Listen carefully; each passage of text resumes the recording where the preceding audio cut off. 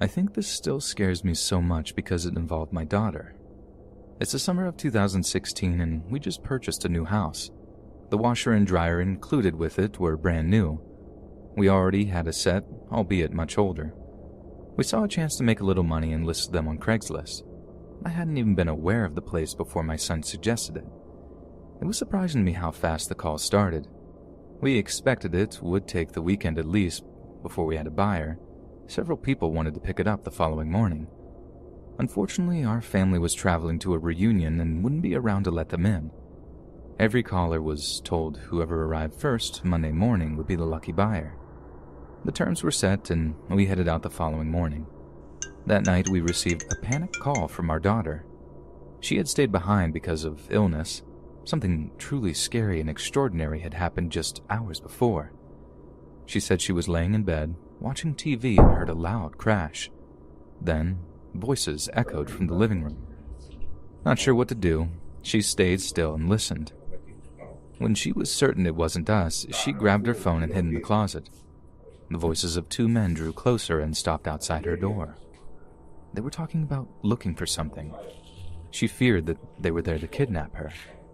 The dispatcher kept her calm and they made small talk until the cops arrived. A ruckus could be heard coming from the living room along with some yelling. Then, everything went silent. The dispatcher stopped talking for a moment. Seconds passed, then it was all over. The dispatcher spoke up and told her she could come out. She emerged and introduced herself just as the last thief was being let out. It took a week or two to get the full story. The interrogations uncovered their reason for the break-in. The pair had intended on buying the washer and dryer, at least at first. When I mentioned we'd be out of town, they decided to just break in and take them. Both swore they never knew my daughter was there. I thank my maker they didn't. No telling what could have happened. After first making sure our girl was okay, we returned home that night. I remember shaking like a leaf the whole drive back. I jumped from the car before my husband could park it. The second I saw her, I gave her a big hug and didn't let go for a long time. My husband and I spoke to the police the following morning. They assured us because of their previous convictions the burglars would do prison time. They were still inside the last time I heard and wouldn't be released before 2025. However, with all the cons getting out because of the lockdown, I fear they may be among them. Although our daughter seems to have left it in the past, the long-term effects still aren't clear. If they are released early, I hope any hidden trauma doesn't rear its head and set her recovery back. As for the washer and dryer, a nice young couple picked it up that Monday morning. We happened to run into them a few months ago and they said both units were still working well. I mentioned to them what happened that weekend and they were shocked, but still able to find the funny side. I'm glad things went well and we were both able to laugh about it now. Every day we hear of families that weren't so lucky and I'm thankful to not be among them. Last January, I was working as an associate at the Walmart over in Lake Charles. I was working second shift, so that's 1 p.m. to 10 p.m., and it was about 7 p.m. when people started to notice some kind of drama going off in the parking lot. The greeter noticed it first and was actually getting ready to have someone call the cops, but the whole thing seemed to die down, and then, from what I heard, things sort of just chilled out. I asked a coworker if anything juicy had happened, and she said no, but that the drama was between two groups of teenage girls and that one of the groups had walked into the store. They weren't being loud or obnoxious or anything, not at first anyway. They were just walking up and down the aisles talking among themselves, and one of the girls seemed to be making a video of them just hanging out. I remember hearing one of the girls saying something like, "Man, I need my taser back." But I just put that down to them talking smack after almost getting into a fight or something. The other thing I know is that loss prevention was watching them after one of them seemed to take something out of the kitchen utensils section, but they were just keeping their distance and observing until they tried to make an exit for the store. This is actually super relevant to what happened later on too, so keep it in mind. Anyways, I went back to what I was doing. Then the next thing I know, there's all kinds of screaming coming from near the front section of the store. I walked around to see what was going on, and that's when I see a group of girls in the doorway, shouting at the group that was inside. They were all saying all this stuff like, "Where y'all at? Come out." They knew the other group had walked inside the Walmart and were obviously trying to find them. The greeter was trying to get them to calm down or leave, saying they could either stop making a scene or was going to call the cops, but neither group was paying him any mind. Then, one of the girls in the doorway group starts saying something threatening, and the other is all like, "I'm about to come out as soon as my sister gets here." But the other girl didn't want to wait for that. She just walks inside the store and marches straight over to this girl with dyed blonde hair. I'm like, ah, snap. This is about to go off right here. And honestly, just like that, the two girls start throwing hands at one another in that typical girl fight way, just flailing their hands at one another. Then the girl with blonde hair, she reaches for something in her pants, and although I didn't see it clearly, she swings at the other girl's chest, and it looks a lot like she just punched her. But then as soon as the hit connected, the blonde girl, backed up, then ran off while the other girl just sort of staggered back, then looked down at her chest. I didn't see the blood, not right away, I just heard the screams.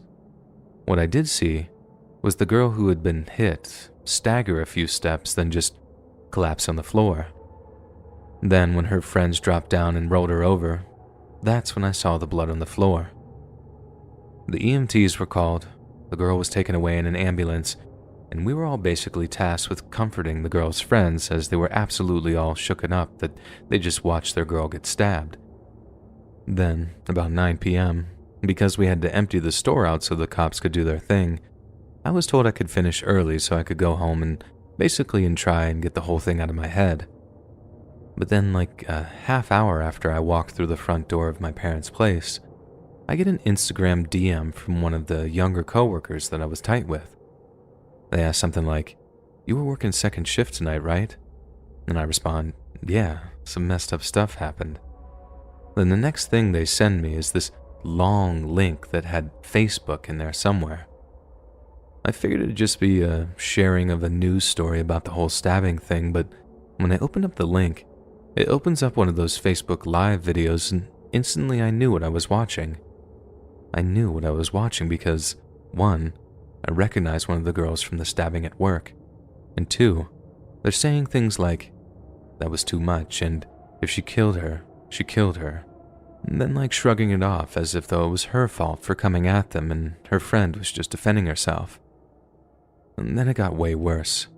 They were literally bragging how they killed someone, and they knew they killed someone too.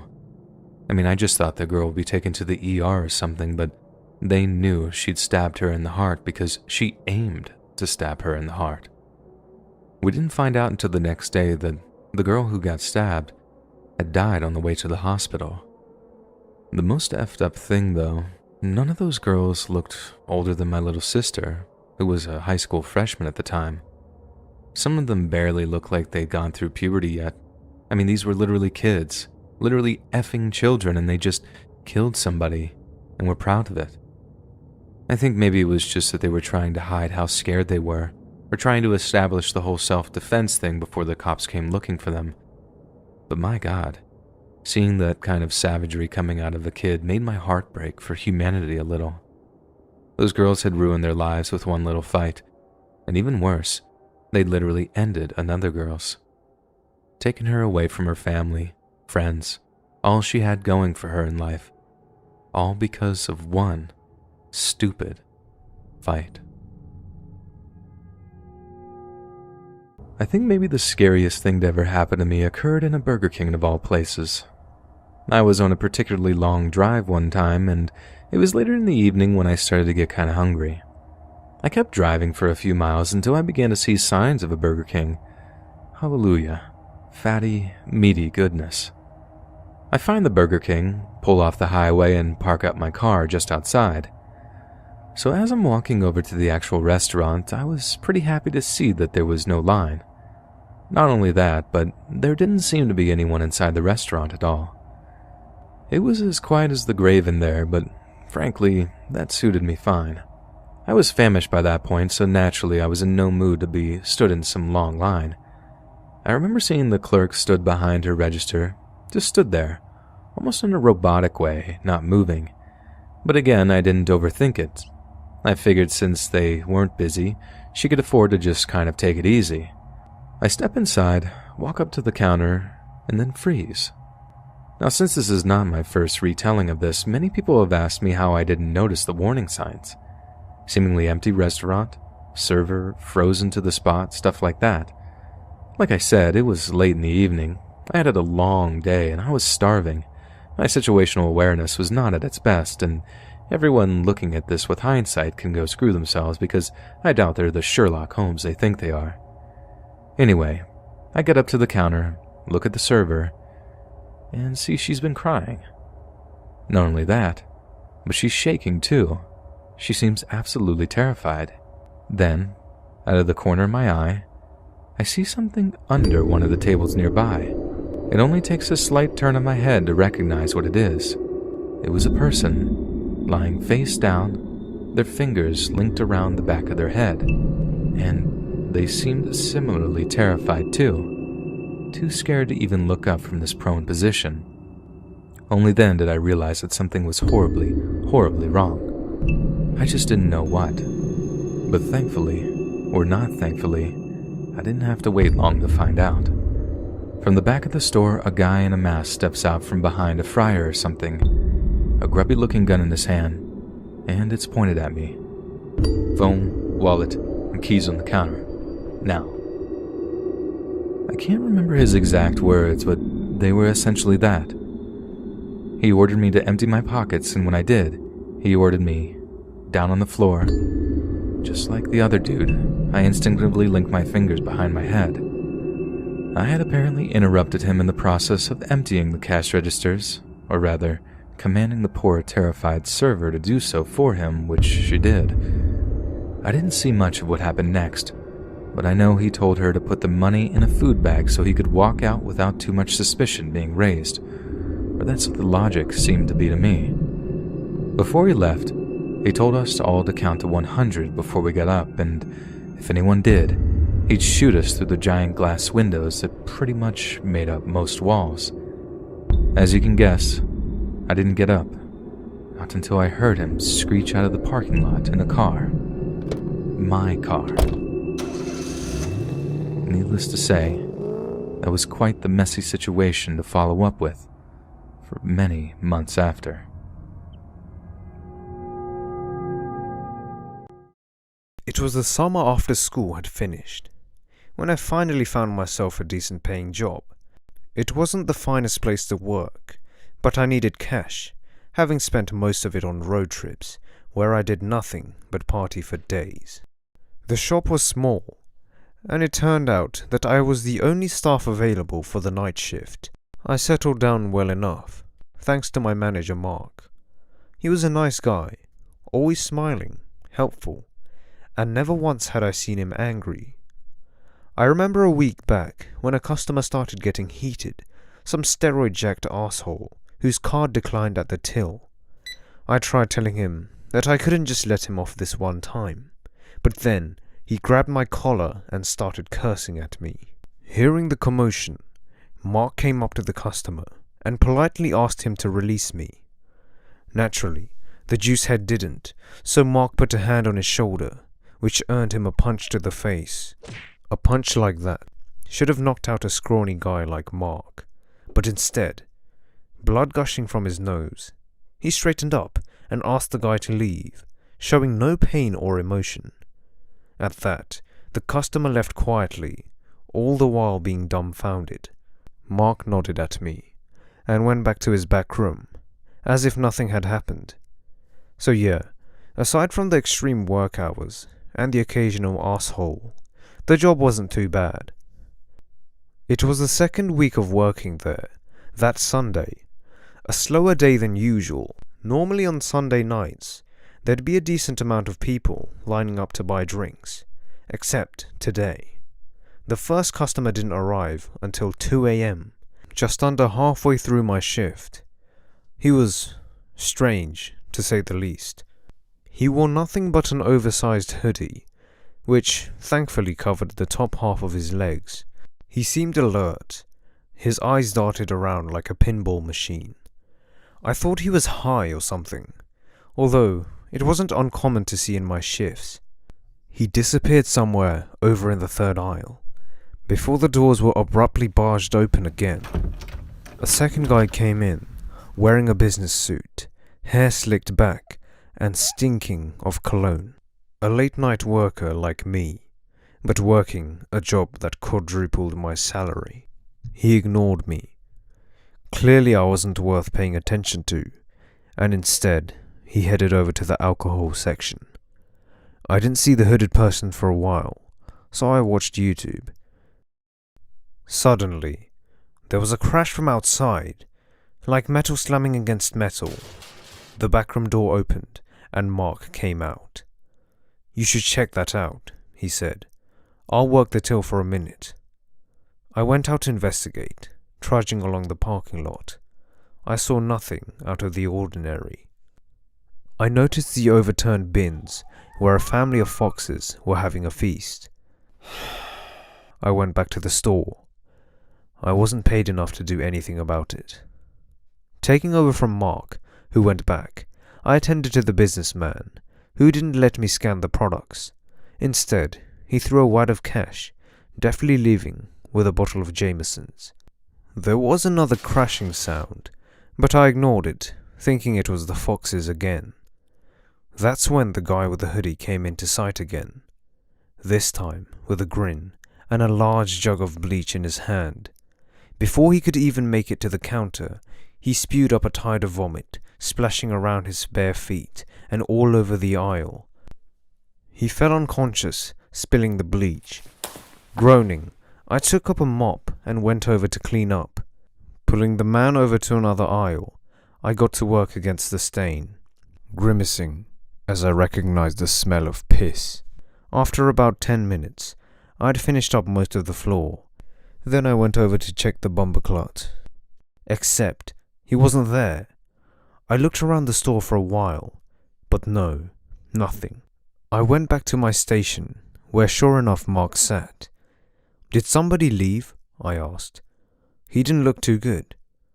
"No, nobody's come in or left yet," Mark replied, looking a little puzzled. "You cleaned up the floor?" "Yes." With that, Mark left, and I finished off the next 3 hours of my shift. Occasionally, I'd hear the thumping again, but thought nothing of it. Finally, I was home and went straight to sleep. I awoke to furious knocking on the door. I scrambled to my feet and doubled back when I saw 2 police officers. They introduced themselves and asked if they could interview me. There had been disappearances around the area, and investigations hadn't uncovered anything. They wanted to know if I knew anything about them, and sure enough, things became familiar to me.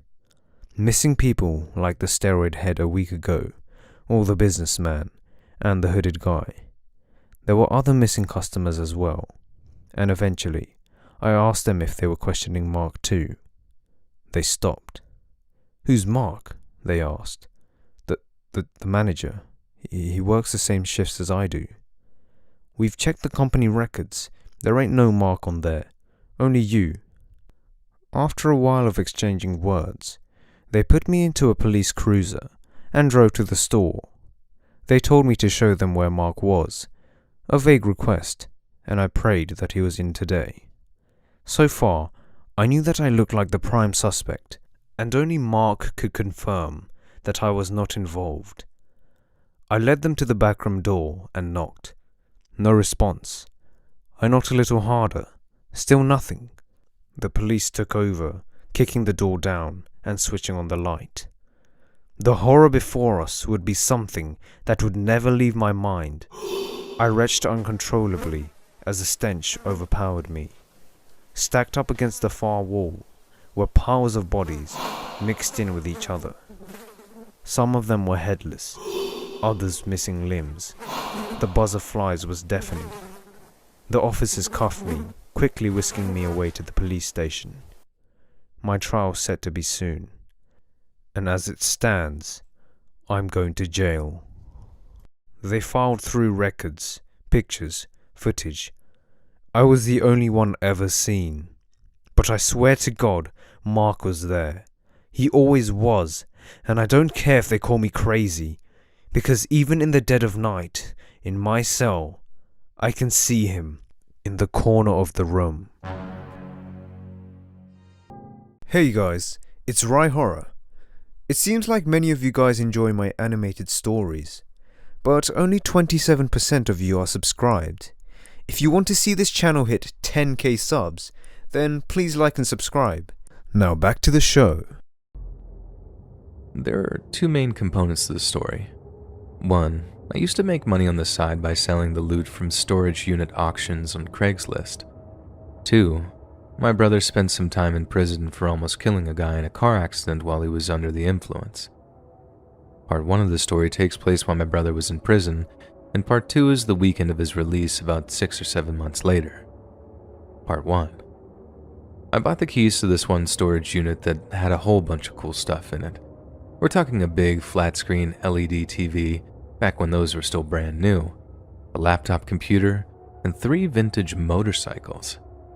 As you can imagine, I was pretty much over the moon, and after I posted the Craigslist ads and the replies started pouring in, I knew I was on track to make a ton of money.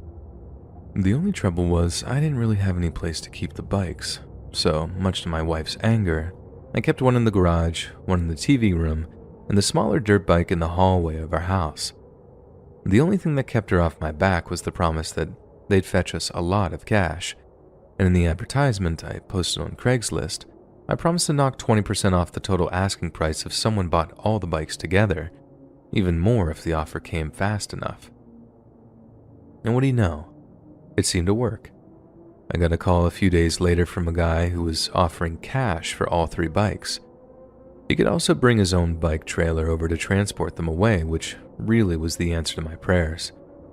So, the guy arranges a trailer, then calls me again one evening to confirm my address. I pass on my details and he says he'll be stopping by in the morning. But during the call, every so often I had to stop giving the address so I could shush my 2-year-old who was apparently still discovering just how loud they could yell. So more than once I had to apologize and start over. The guy looking to buy the bikes seemed like a little annoyed. Like the kind of annoyed when you know someone doesn't have kids of their own. But he still said he'd be over in the morning to pick them up. The next morning comes. I've got the bike all ready to go, but 10 a.m. comes and goes and there's no sign of the buyer. 10:30 a.m. rolls around and there's still no show, so I try giving the guy a call, only to find the phone had been disconnected. He wasn't just ducking me. He didn't try to make an excuse. The phone was just straight up dead. Don't get me wrong, my little Craigslist deals went sideways all the time. People tried to haggle you down at the last minute or simply change their minds, so it wasn't like it was anything out of the ordinary. But a totally disconnected phone line. Very weird, and you can understand why that particular cancel stuck in my mind. Part 2. Like I mentioned previously, about 6 months after this little incident, my brother gets out of prison. As you can probably guess, it was a real intense time for our whole family, especially since he asked to move into my place until we could find a place to stay long term. I told him if he touched a drop of alcohol, he was out on his butt. But other than that, he could stay as long as he wanted. About 2 weeks into his stay, I was having a beer out on the porch after the kids had gone to bed when my brother came out to join me. I was a little apprehensive, thinking he might just be trying to get my guard down so he could ask for a beer or something. But I was just being paranoid, and we had a little heart-to-heart that night, me drinking Paps and him drinking Faygo. We talked about stuff he'd missed, how Mom and Dad really felt about his conviction, but most relevant to this story, we talked about his time in prison. It was a long, meandering conversation that honestly is a little hazy on my part thanks to the beers, but I remember mentioning something about how I felt bad for him, being locked up with all those scumbags. My brother's a jerk, but he's not a bad person. He was torn up after the accident, almost took his own life, and he took his jail time on the chin because he knew he deserved it. I just hated the idea of him being locked up with actual evil people that might hurt him, manipulate him, or coach him into being an actual criminal and not just some idiot who liked to drink too much. His reply kind of caught me off guard for a second because instead of telling me some story about talking to murderers or bank robbers, he says something like, "There's actually some pretty good guys in there. You'd be surprised." I guess maybe I would. I mean, my brother ended up inside. All he made was one dumb but dangerous mistake. But still, I just guffawed and told him to give me one credible example. Then, I swear to God, he starts telling me this story about this biker guy he'd shared a cell with for a few months. He wasn't just any old biker dude either. He was president of the local chapter of quite a well-known one-percenter club. Not the kind of guy you want to mess around with, but apparently also a man with a code. He once told my brother a story about how one of his associates found a guy selling a bunch of motorcycles. He planned to get the guy's address, roll up in the middle of the night, kill the guy selling them, then steal the bikes. The only reason they called the job off was because the associate had heard kids on the other end when he was talking to the seller on the phone. It took a minute for the penny to drop, but I remember interrupting my brother to ask where they'd seen the bikes advertised, and when he said online, I swear my heart rate went into overdrive for a second. I threw out a flurry of questions, asking him what website, what models the bikes were, where their prospective victims could have been located. My brother didn't have any answers to these questions, just a few vague answers before he hit me with a question of his own. I just straight up told him I thought the biker's mark was me, and I told him all about the bikes I'd won in the unit auction, how the buyers seemed to just drop off the face of the earth.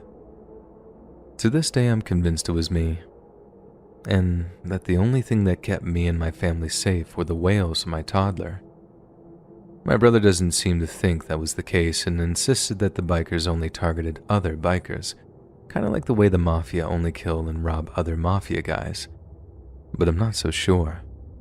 Like I said, even these days I have this feeling in my gut that screams, "You dodged a bullet."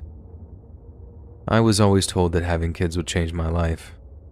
They just didn't tell me that it'd save my life at some point too. This story happened a couple of years ago, about 8 years ago actually. I was 10 years old at the time, and it's the reason I haven't gone back to McDonald's for nearly a decade. I never plan on going back there again, actually. The story itself is pretty unbelievable, but it is what it is. You didn't have to live through it, but I did. My mother worked a really decent job in the city. My father was out of the picture, so that left my brother and I to be taken care of by our grandparents most of the time. That's not the worst thing in the world. My grandparents are the best. But my grandmother is kind of a health freak.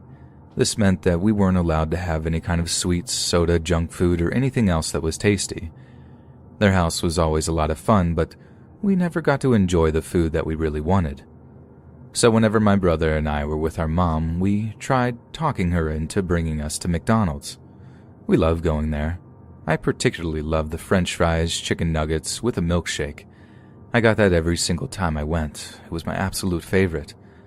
But as much as I loved that meal, this one experience was so bad that I never wanted it again. And it goes like this. My mom had gotten off of work a little early this one day and picked us up at 4:30 in the afternoon. This meant that she was going to be able to have some time to bring us to McDonald's, which we had been begging her to do. We made our way there, and I remember singing some goofy song on the radio as we drove there. My brother and I were so excited, and my mom was happy that she could make us happy. My mom was not a fan of eating in the car. She really liked her car and wanted to keep it clean, which meant no eating, so we went inside to eat.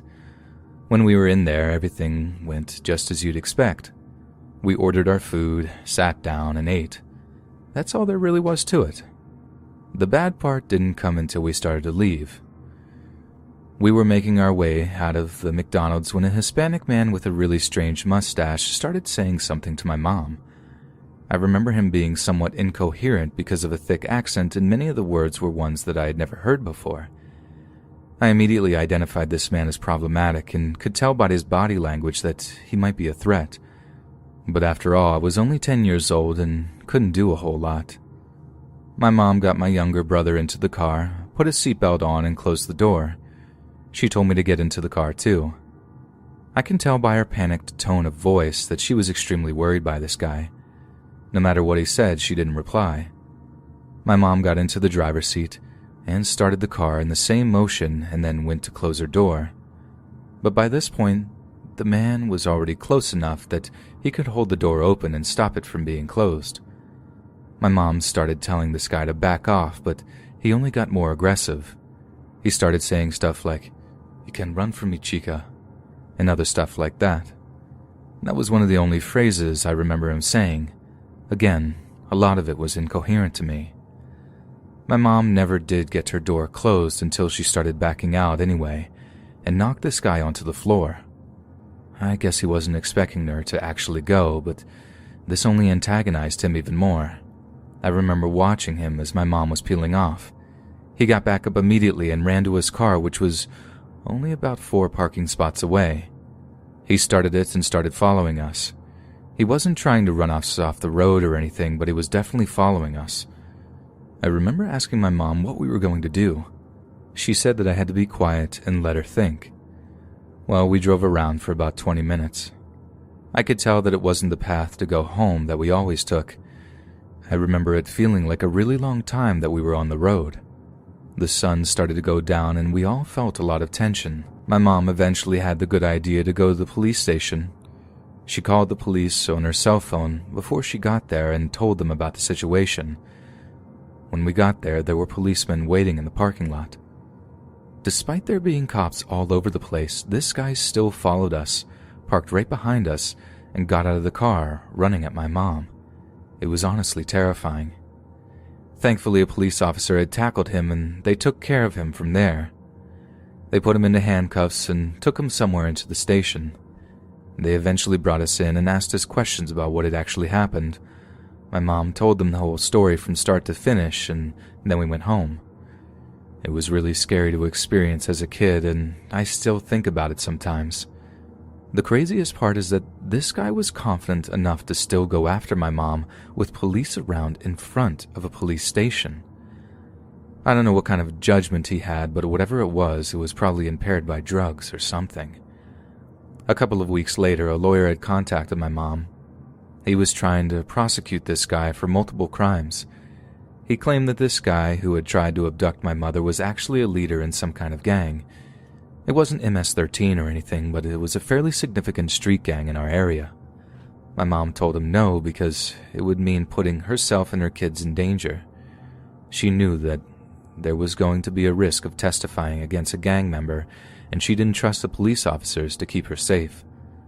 My mom didn't tell me that last part until a couple of years later. I must have been about 15 years old when she finally told me. I totally understood why she refused. I'm not sure whatever happened to this gang member, but he did a really good job of intimidating people into not testifying against him. I can't even imagine the kind of person this guy was, though.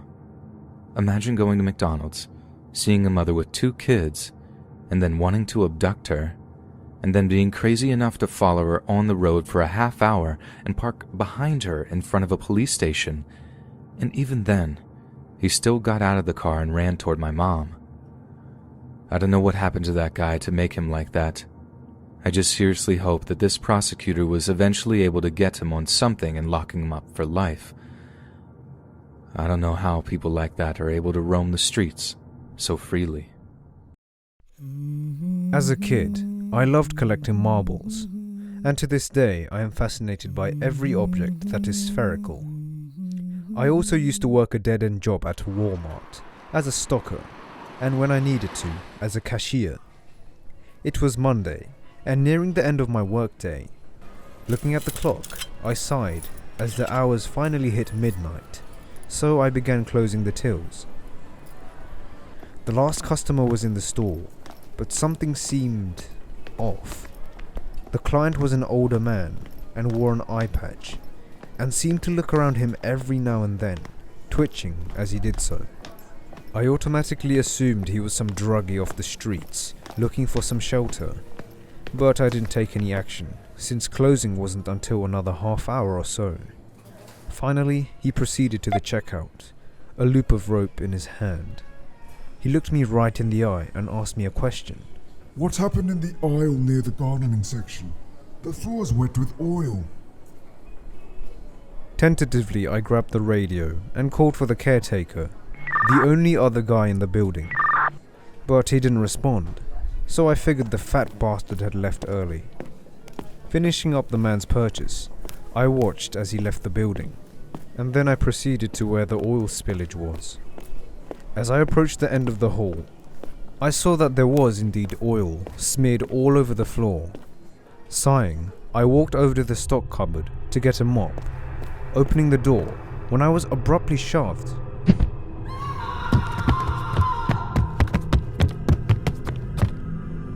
The floor was slick with oil and I slipped hard, banging my head against the floor of the cupboard. A wet sensation on my hands.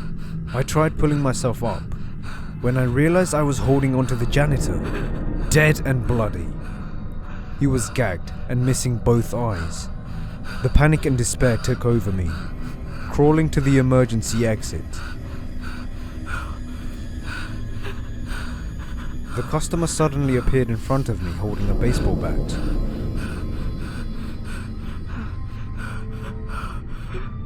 And then he proceeded to smash me square in the head.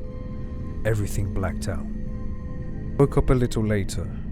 In front of me was the old man, his eye patch lifted to show a grotesque hole, still bloody and raw. I was strapped to a chair with the very rope I had just sold him. His words came out in a frightening rasp. Don't worry, son. I just need to borrow one of your eyes. You see, your friends didn't fit too well.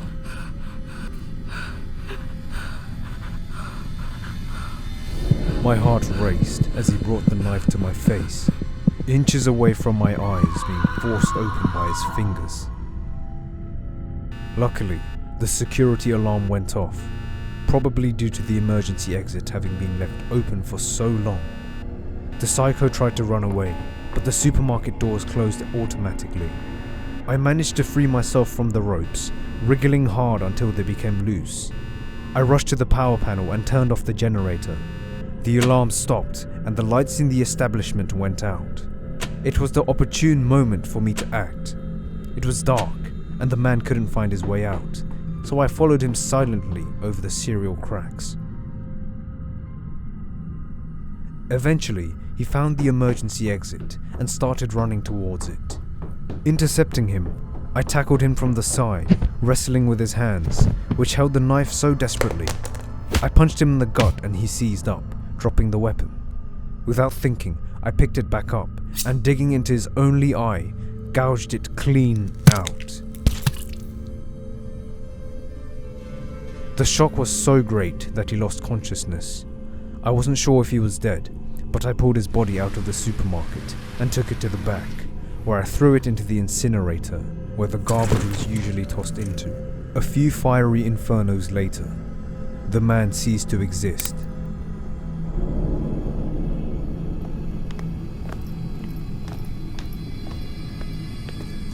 I looked at my watch and realized it was time to leave. Shaking, I started to walk home. I needed to calm down and took out my marbles, rolling them in the palm of my hand. It was a soothing sensation and my breathing steadied, except one of these marbles was a lot bigger than the others.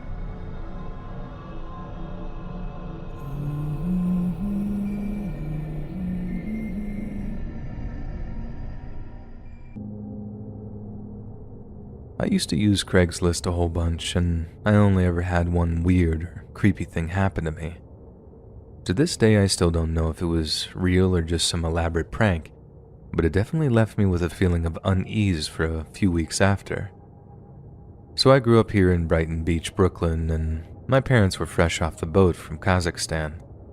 I'll give you a minute to make the Borat joke I know you're dying to make, but once it's out of your system, understand that as Kazakhs growing up in Brighton Beach, I grew up hearing a wide variety of Slavic and Central Asian languages.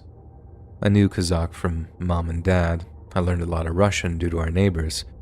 Heck, we even had a Uzbek landlord who lived on the ground floor, and my dad worked with a guy from Turkmenistan who used to sing me old Turkmen nursery rhymes.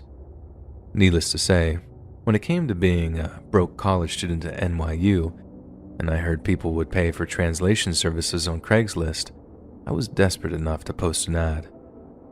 I was surprised how many people needed translation work done, but it was mostly inquiries stemmed from the Russian to English ad I posted in Russian, and only a handful of emails or calls came from people wanting the reverse. Then, one day I get an email from a random email address asking if I could translate some Russian into English. I replied saying sure, and they ended up emailing me 2 paragraphs of what looked like handwritten letters. I say they were letters, but they didn't have any names or addresses attached to them. Maybe there was an address and the guy just didn't show me the envelope or whatever, but either way, I noticed something was wrong almost right away. First of all, the paper was filthy. I could barely make out the lettering, but the sender assured me that he'd pay for whatever I could translate. Secondly, although the letters or notes were written in Cyrillic characters, it most definitely wasn't Russian. I told the person it'd take me a few days to get the translation done, making up some lie about being busy with college, but really, I was asking around my neighbors to see if any of them recognized the language. Eventually, a neighbor of mine recognized that the language was Serbian. They didn't speak any Serbian, but they knew enough to recognize it, and more importantly, they knew someone could translate it. I printed out 2 black and white copies of the photos. The lettering was more pronounced that way, then headed over to this old Serbian guy's apartment on Neptune Avenue. The guy was super friendly at first, inviting me in and offering me tea. I accepted, offering him a little box of bundavara, which are Serbian pastries, in return, mainly as a thank you for doing the translation for me. We sit down, he puts on his glasses, I hand him the printouts, and he begins to study them. He stops at one point to point out the obvious, very difficult to read. But as he continues, his happy little expression fades and he begins to look very, very serious. I'm just sitting there, notebook and pen in hand, ready to jot down what the notes say, but the Serbian guy isn't saying anything. I have to actually press him for even just an idea of what the notes said, and at that point, he just looks up at me and says, "I don't know. I think it's something about the war." I assumed the war he was referring to were the series of conflicts in the former Yugoslavia. These were particularly cruel conflicts that often had an ethnic or religious slant to them, so as soon as he said that, I got a particularly bad feeling in my gut. When the guy had finally stopped reading, he looked at me from over his glasses and asked, "Where did you get this?" I was honest, and I told him I'd been sent it as part of a small translation business I ran through Craigslist.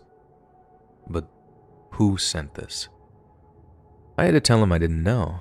The email address was just a Hotmail account, some non-English word, and some numbers for a username, and it wasn't like I pressed my clients for any personal information. All I was interested in was their PayPal ID. The guy began shaking his head. "I don't like this," he said. "This is very bad. Very bad people sent you this, do you understand?" At that point, I was so desperate to know what the note said that I was just about ready to strangle him, and in the politest way possible, I asked him to cut the nonsense and tell me what he'd read. I wrote all this down, and it's fragmented and the translation might not be the best, but here it goes. In a large house found near Bostahovin, all the phone lines have been cut. No other means of communication. Don't believe the commander if he says we're doing fine. We finished off everyone in Fajr. But everything since then, the situation has been worse and worse. It started after we marched into the hills near Braukovici. During the march, totally disappeared. We sent out a small patrol, but they too stopped answering their radios, and we haven't heard from them since. Dragan thinks, afraid, but no one shows it. Found salvation when we came across the house. There were Turks inside, and we took them outside. We had to cut off the girl's head to shut her up. The other bodies were still moving when we carried them away and tossed them. So many bullets, more didn't help. We buried them deep, but in the morning the pit had been dug up. They were gone. The Turk fighters here are different. Kolha, they only come at night. It's like they can see in the dark. You must ask command to send everyone they can, Kolha, or I'm afraid we won't live to see the dawn. I remember the chill that ran through the air when the guy stopped talking, and I suddenly understood why he was so agitated after reading through the notes. I thought he might be able to provide some insight into what he thought was happening to the author, but apart from a brief primer of the Yugoslav civil wars, he couldn't say much. What he did say was that the Turks the author was referring to were most likely probably Bosnian Muslims, as the Serb paramilitaries used Turk as a pejorative for them. But without any information on dates and units, it was almost impossible to discern who wrote the note, and when it was written. However, it's quite clear that it was written to a person named Kolya or Kolha. Maybe a relative of the author, or this Kolya person was looking for them years after the war. Maybe they weren't holding out hope of finding a live person either, and maybe one of them had crossed the Atlantic at some point since the early 90s, hence why it was me that got an email stemming from my Craigslist ad. These were all things that were running through my head at the time, and for the most part, the Serbian guy agreed, but he did have something to add before I left. Many bad things happened during the war, he said. And this too is very bad, but it's also, how you say, proklet. He used a Serbian word, but it was one with its roots in the Russian word of the same meaning, so it didn't need any translating. Cursed. I'm not gonna lie, I was definitely freaked out by whatever vague story the notes told, but I just thought it was some small piece, a clue even in some wider, more tragic tale. I just went home, sent the original emailer their translation, got paid, and went about my business. It wasn't until much later on that I started to really mull over what the note said, and there was this one week where I basically obsessed over it, trying to interpret meaning, filling in the gaps, and even Googling a couple of the places' names. But I think it's that line that reads, "Bodies were still moving," that sticks with me the most. They talked about decapitating someone, and the body was still moving? I'm not saying anything supernatural was happening. I imagine a headless person is a lot like a headless chicken. But then I start to consider the part where it said, it's like they can see in the dark, and my imagination really starts to run away with me. For quite a while, I'd have done almost anything to know what happened to the person who wrote those notes, but I think I'd be better off not knowing.